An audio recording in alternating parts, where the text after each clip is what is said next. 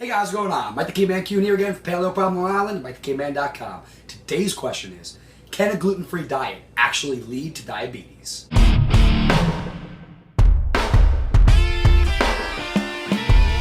the caveman! And the answer is, yeah, actually it can. Curveball on that one, right? So, let's be very clear on this, right out of the gate. A gluten-free diet is not what I always advocate. Because a gluten-free diet, more often than not, turns into something where you're having gluten-free pancakes for breakfast, you're having gluten-free bread sandwich for lunch, and you're having gluten-free pasta for dinner. What I generally advocate is for the removal of grains and legumes, not for the replacement of your standard American diet with gluten-free products. What is my common refrain?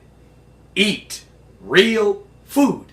So, please, do that. Now, this question came about because a good friend of mine sent me over an article from IFL Science, and it was based on research that was done at Harvard. In it, they did some observational work based on the data obtained from the Nurses' Health Study. Now, we've talked about the issues with epidemiological observational studies before, but the study itself isn't really the problem. The problem comes with the implications. The implication, of course, being that grains, particularly gluten-containing ones, are fine for everybody that isn't celiac to eat. Now, what they did is they observed how much gluten these women were eating, and from there, they actually separated out the potential confounding factor of fiber, because fiber has a role in diabetes, right? Foods that are more fibrous generally are less processed, generally. And even in that case, after separating out the effects of fiber, those who ate the most gluten had less incidences of diabetes. What? So what does that actually mean? Does it mean that gluten protected the women from developing diabetes? Was it the whole wheat that caused it? Well, no, we're probably looking at another case of the healthy user bias, meaning that those nurses that ate more whole wheat and more whole grains in general were probably consuming an overall healthier diet. They were less likely to be the nurses who were running to the vending machine on their break and grabbing some candies. And what is one of the biggest drivers of diabetes and obesity? Yeah, blood sugar dysregulation. So, the more processed foods, particularly of the refined sugar variety, the more likely you are to develop diabetes. If you are eating more whole grains as part of a healthy diet, and you are more concerned about the foods you are putting in your body, then yeah, you're probably less likely to develop diabetes. Was it the gluten, or more specifically the grains that contain them, that prevented the development of diabetes?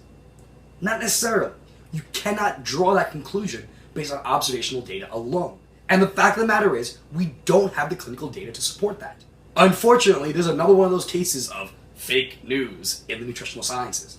Too often, something that goes from the researcher goes through all the filters, from the press release to the actual media, and in that process, it gets distorted. What's actually being said by the research isn't the same. It's a big game of telephone. So, just because there was some observational data that illustrated those who ate the most gluten had the least incidence of diabetes doesn't mean that you should be consuming grains.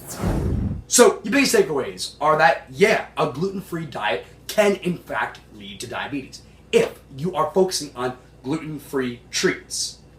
Those are going to be the problem. Processed garbage is still processed garbage, whether you're making it with coconut flour or rice flour or with flour. The biggest key is that if you are going to have that treat, understand that it's still not going to be an incredibly healthy option, and if you are dealing with obesity and diabetes, it probably isn't right for you, especially not 3 meals a day. You should still be focusing on real food. This is another case where observational research is being put out in the media to mean more than what it actually says. Observational data is designed to create hypotheses. It's not designed to prove things. And like we said, it's likely a case of those nurses that ate more gluten were generally healthier overall, and that's why they had the lower incidence. So, eat your real food, still avoid the grains and legumes, don't listen to the nonsense. So, either way, hopefully it's helped you out. You know what to do. Like and subscribe down below, share it with your friends, head over to Instagram and Twitter and follow me at Mike the Caveman, over on Facebook at Paleo Problem Long Island, and of course, over at MikeTheCaveman.com. That being said, have a wonderful rest of your day. Put down the gluten-free product, and I'll see you tomorrow. And the answer is... A resounding, oh yeah. I'm the Let's be very clear. king.